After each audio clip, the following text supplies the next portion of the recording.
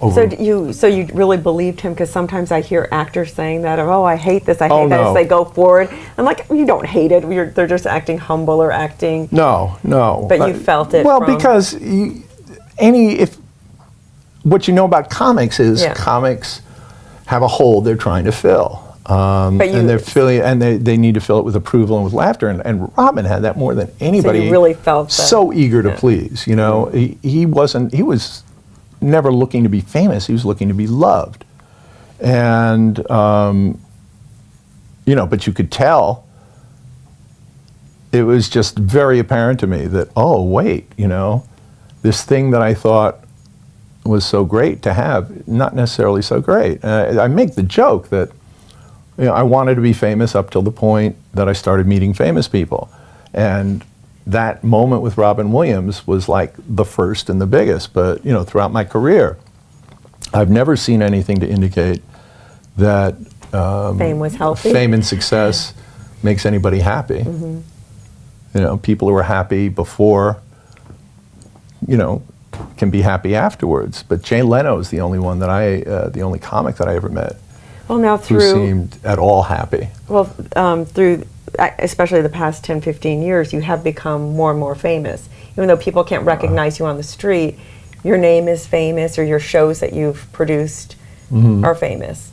Yeah, it's not the same thing. Yeah, but did it affect you still, is what I want to know. Did that shift something in you? Did you feel overwhelmed? Did you feel pressure? Did you feel, I made it because I get to be famous and nobody will even know me? No, well, here's the thing. You see, my career had two phases. When I first came out here, I went from doing stand-up to writing for television, a very quick transition. It happened really by chance. A television writer saw me perform. He was a friend of our family, and he said, "You're funny, have you ever considered writing?" And he was a writer for The Love Boat. And I said, "No, I hate writing." You know, and he told me how much they were paying writers on The Love Boat. I said, you know, on the other hand, writing's my favorite thing to do. Okay, I hate it. I love to write. But I needed to eat. And so, you know, he sent me some scripts, and I pitched some stories, and I wrote some spec scenes, and, you know, bottom line, yada, yada, yada, I get an assignment on Love Boat, and it turns out I can do this. I can write television. Maybe it's because, you know, I spent so much of my childhood sitting in front of a television screen, I absorbed through osmosis the rhythms, you know, and I had a good ear for dialogue. And writing turned out to be the one thing I could do that people would pay me to do that didn't involve anal sex, you know, so I went for it.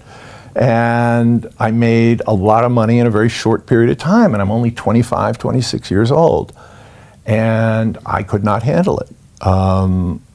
The little voice in my head was saying, you're really supposed to be in law school, this is a mistake, you know, you never studied writing, you know, you're not really a writer, all these things, all these voices. And you know, that's when I discovered drugs. I got very into cocaine. I quit my job. Don't ask me why. It was an insane thing to do, but I quit the job and I just partied for 3 years until the money ran out. And by the time... So you had 3 years of money?